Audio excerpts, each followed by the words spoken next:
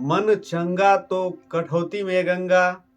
इस उक्ति के माध्यम से जन जन में प्रिय संत रविदास जी की जयंती पर हम उन्हें शत शत बार नमन करते हैं, क्योंकि ऐसे संत तो इस धरा पर बिरले ही जन्म लिया करते हैं। महान कवि रामधारी सिंह दिनकर जी का भी यह कहना है, ऊंच नीच का भेद न माने वही श्रेष्ठ ज्ञानी है।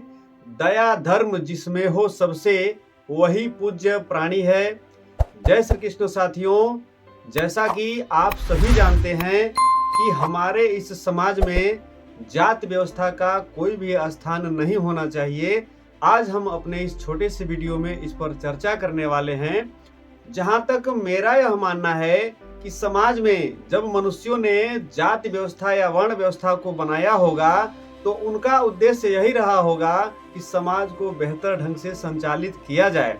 लेकिन उन्होंने उस समय यह नहीं सोचा होगा कि इस जाति व्यवस्था के कारण बहुत सारे लोगों को मनुष्यता से भी परे जाकर के दासत्व की भावना को स्वीकार करते हुए किसी का गुलाम रहना पड़ेगा। उस समय लोगों ने यह भी नहीं सोचा होगा कि आने वाले समय में योग्यता होने के बाद भी सिर्फ जात के कारण किसी जात विशेष को शिक्षा से वंचित रखा जाएगा।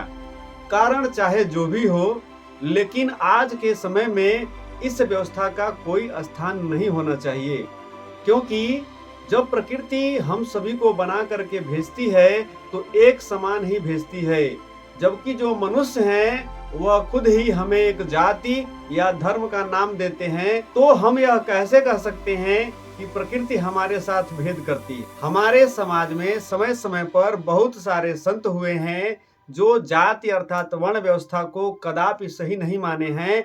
जैसे कबीरदास जी ने यह कहा है, ऊंचे कुल क्या जन्मिया जे करणी ऊंच न होए।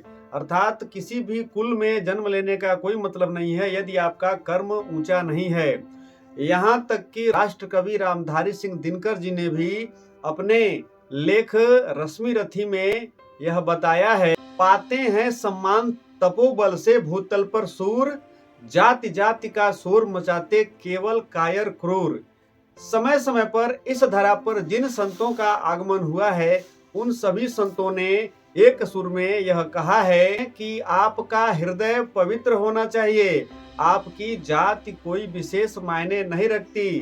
प्रभु भी किसी को ये नहीं पूछते कि तुम किस जात के हो, क्योंकि सूर्य जब भी गर्मी देता है तो सबको एक समान देता है, हवा जब भी चलती है तो सबको एक समान लगती है, उसमें जात या वर्ण व्यवस्था का कहीं भी योगदान नहीं है।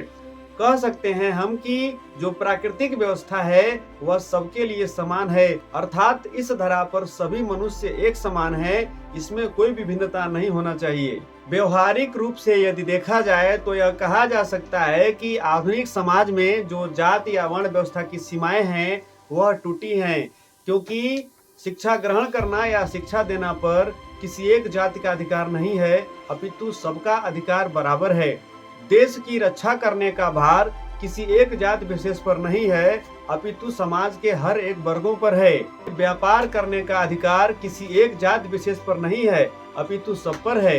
कहने का तात्पर्य यह है कि बहुत सारे उदाहरण हैं जो यह बताते हैं कि आज के परिदृश्य में जाति या वर्ण व्यवस्था का कोई मतलब नहीं है, लेकिन यह सब व्यवहारिक बातें हैं।